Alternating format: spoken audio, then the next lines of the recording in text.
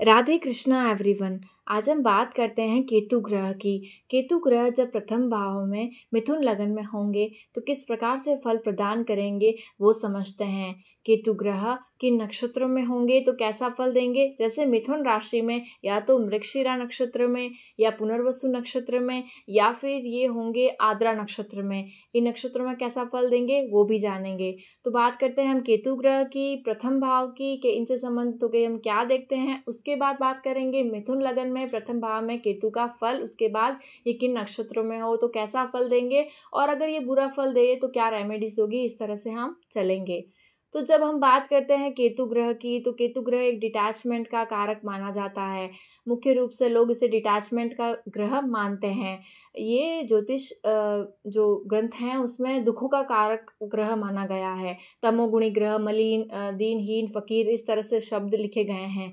लेकिन अगर मैं बात करूं केतु ग्रह की तो ये जो ग्रह है डिटैचमेंट देता है। ये डिटैचमेंट क्यों देता है? जब जीवन में कष्ट पीड़ाएं अत्यधिक होगी, जब मोह माया से जो दुख प्राप्त होगा, तभी तो व्यक्ति जो है, जो नेटिव है, वो मोक्ष की कामना करेगा। वो इस जीवन चक्र से, जीवन मृत्यु के चक्र से बंधनों से मुक्त होना चाहेगा। तो इसके कारण ही इसे दुखों का कारक ग्रह और इस तरह से बताया गया है। ये आध्यात्मिक उन्नति का ग्रह है। ये स्पिरिचुअल एनलाइटमेंट, ये सेल्फ एक्चुअलाइजेशन, सेल्फ रियलाइजेशन जैसे जो बड़े बड़े टर्म हैं उसके बारे में बताया गया है। ये जो ग्रह है वो पर्वत, जो पीक है, माउंट, उसको दर्शाता है। क्या कारण है कि ये पीक को दर्शाता है? जब आप माउंट पे जाते हैं, जब आप पीक पे जाते हैं तो आप एक नीचे के जो चीज़ें हैं उसको अच्छे से एनालाइज कर पाते हैं। आप उस चीज़ को समझ पाते हैं कि जब आप अपना अपलिफ्टमेंट करते हैं, अपने सोल का अपलिफ्टमेंट, अपने जैसे जो चक्रास होते हैं उसमें भी मूलाधार चक्रास के बाद जो ऊपर चक्रास के आप जाते रहते हैं तो उस तरह से अपलिफ्टमेंट होता रहता है। तो सोल का अपलिफ्टमेंट यानी कि जो उसमें अपलिफ्टमेंट बहुत ज़रूरी है। जब आप सबसे ऊपर पीक पर जाते हैं तब आप नीचे की चीज़ें जो कि नीचे चीज़ें थी वो उसको आप अच्छे से एनालाइज कर पाते हैं। तो उसी तरह से मैं केतु के ग्रह के बारे में तो उसी तरह से मैंने केतु ग्रह के बारे में बात की। अब मैं अगर फर्स्ट हाउस के बारे में बात करूँ तो प्रथम भाव जो होता है वो ओवरऑल पर्सनालिटी का भाव है, सेल्फ का भाव है।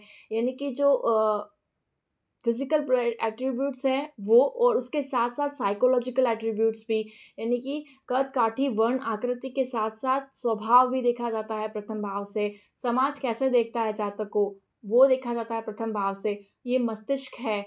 तो इस तरह से जब हम फर्स्ट हाउस में केतु को देखेंगे और वो मिथुन लगन होगा तो मिथुन लगन जो है द्विस्वभाव होता है, डुअल नेचर, यानी कि चर भी है और स्थिर भी है।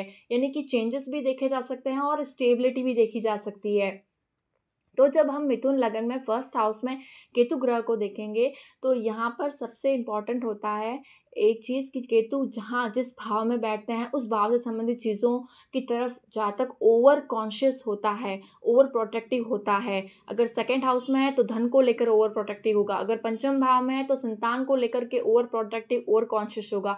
यहाँ पर लग्न में है, फर्स्ट हाउस में है, तो अपनी पर्सनैलिटी को लेकर, अपने जो है स्वभाव को लेकर, पर्सनैलिटी को लेकर ओवर कॉन्शियस और ओवर प्रोटेक्टिव होगा। ये यहाँ पर नहीं करना है। जिस भाव में केतु है उस से संबंधित चीज़ों को आप ओवर करेंगे और उसे ही नहीं करना है। ये एक बिग लेसन है लाइफ का।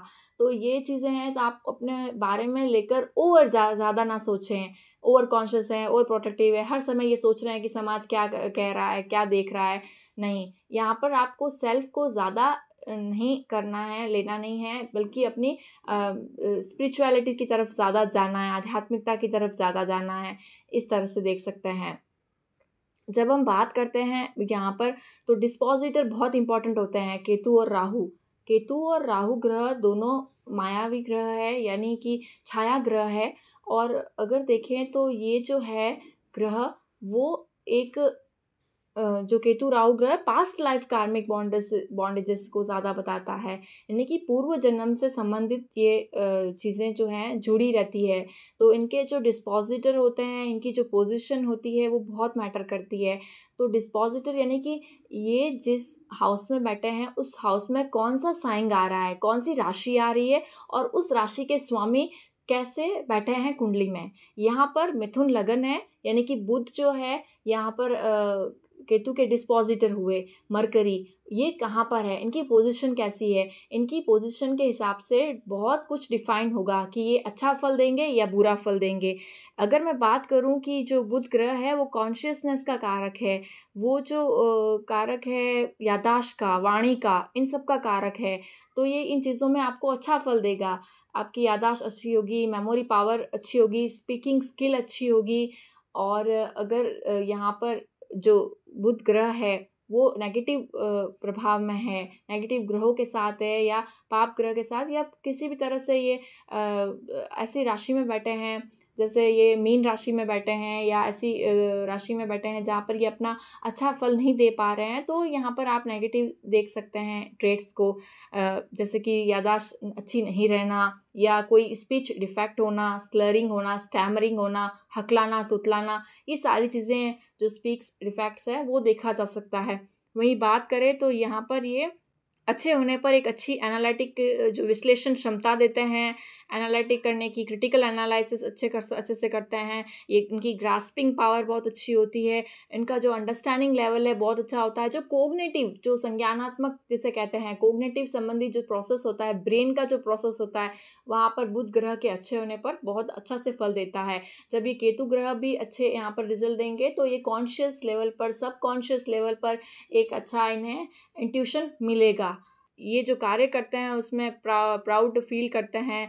और वहीं देखें तो ये एक जो कम्युनिकेशन का ग्रह है, ये ऐसा भी कार्य करते होंगे, क्योंकि प्रथम भाव आपकी पर्सनालिटी है। समाज कैसे देखता है, तो समाज है कि किसी व्यक्ति को देखता है तो उसके जो ओवरऑल अपीयरेंस के अलावा, उसके स्वभाव के अलावा वो क्या कर्म करता है, ये भी इसके नाम के साथ जुड़ता है। तो वहीं भी कर्म क्षेत्र भी यहाँ पर कहीं ना कहीं जुड़ जाता है लग्न से।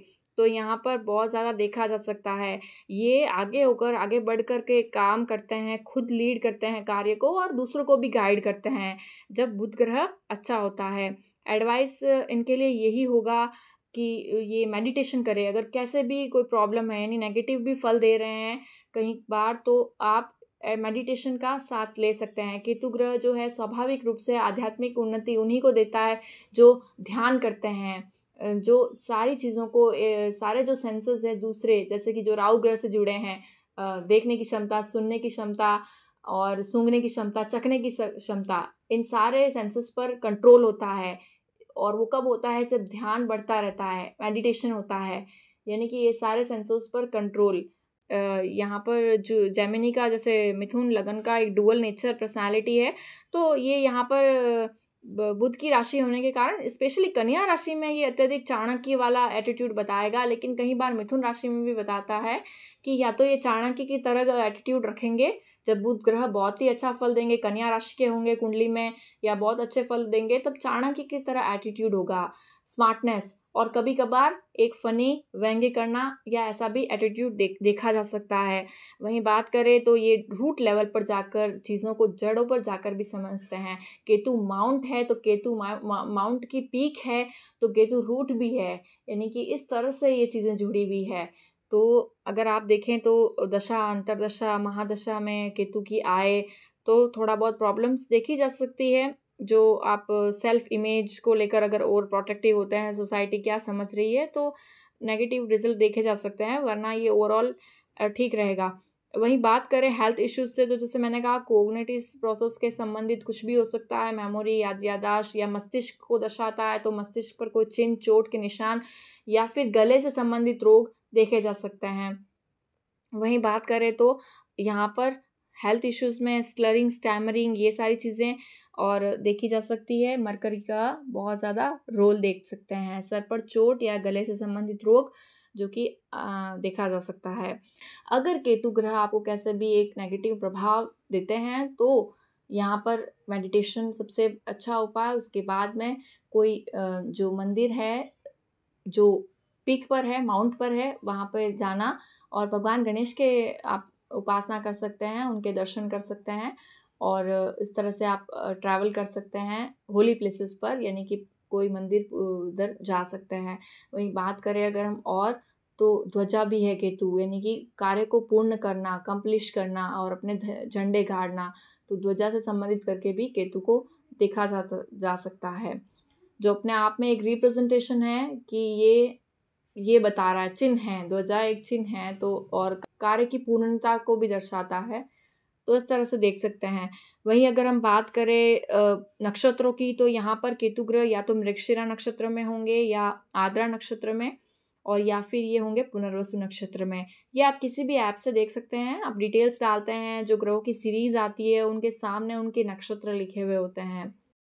तो केतु ग्रह यदि मृगशिरा नक्षत्र में है, यानी कि ये मंगल के नक्षत्र में है और बुध की राशि में है, तो इस हिसाब से ये मंगल के समान फल देते हैं। कुजवत केतु यानी मंगल के समान फल देने वाले केतु। तो कई बार ये इस नक्षत्र में होने के कारण ये जातक को स्वाभाविक रूप से, जो पुलिस है, आर्मी है और जो स्पोर्ट्स है जैसे खेल हैं, उस हिसाब से मंगल जो है आत्मविश्वास, साहस का कारक होता है।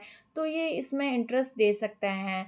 जातक जो है आर्मी, पुलिस या स्पोर्ट्स के रिलेटेड फील्ड्स में जाना चाहता है, या फिर अगर आप देखें तो यहाँ पर ये ग्रह जो है केतु ग्रह, ये जो है डिटेक्टिव या स्पाई या खोजबीन करना, इन्वेस्टिगेशन करना, इस तरह से संबंधित होके चीज़ें देखी जा सकती है। वहीं यहाँ पर कई बार चीज़ों को छुप कर करना पड़ता है, या अपने जो करियर में रिकग्निशन की चाह बहुत कम रखनी पड़ती है। यदि आपने ज़्यादा सोचा, ग्लोरीफाई किया अपने आप को, तो ये यहाँ पर प्रॉब्लमेटिक हो सकता है। तो इस तरह से अगर आप देखें तो यहाँ पर आपको पहचान मिलने में, अपने करियर में एक बड़ी पहचान, बड़े लेवल पर पहचान मिलने में ऑब्स्टेकल्स आ सकती है। वहीं हम और बात करें तो यहाँ पर ये विज्ञान के क्षेत्र में, रहस्यवादी कोई विज्ञान है, या ऑकल्ट के क्षेत्र में, या योग, ज्योतिष, मेडिटेशन के क्षेत्र में उन्नति कर सकते हैं। योगा सिखाते हो या योगा खुद करते हो, तो इस तरह से एक्सरसाइज, योगा, जिमिंग, ये सब देखा जा सकता है। वहीं बात करें हम केतु ग्रह का राहु के नक्षत्र में, आद्रा में, तो राहु के नक्षत्र में यहाँ पर ये स्वाभाविक रूप से विज्ञान, साइंस, टेक्नोलॉजी से संबंधित जातक इंटरेस्ट रखेगा। राहु जो है वहीं रहस्य वाली चीज़ें जो कि ऑकल्ट है, उनसे संबंधित होकर देखा जाता है। तो केतु राहु के नक्षत्र में एक स्वाभाविक रूप से ट्रांसफॉर्मेशन जीवन में देखा जा सकता है, यानी कि बहुत परिवर्तनशील जीवन हो, अनिश्चित बदलाव आते हो, अनिश्चित परिवर्तन होते हो जीवन में, ऐसा देखा जा सकता है। वहीं यहाँ पर केतु की महादशा, राहु की महादशा, केतु की अंतर्दशा या राहु की अंतर्दशा हो, यानी किसी भी महादशा के अंदर राहु केतु की अंतर्दशा आती हो, तो या महादशा केतु की या राहु की होती हो, तो ये यहाँ पर परिवर्तन अक्सर देखे जा सकते हैं जीवन में। और वहीं पे ये मेडिसिन के क्षेत्र में, टेक्नोलॉजी के क्षेत्र में, या कोई भी ऐसे कार्य करते हो जो बहुत ज़्यादा लोगों को के जीवन को प्रभावित करता हो, ऐसा देखा जा सकता है, उनके जीवन में परिवर्तन लाता हो। और अगर पॉजिटिव परिवर्तन लाए तो ही अच्छा है, नेगेटिव परिवर्तन में प्रॉब्लमेटिक हो सकता है बाद में।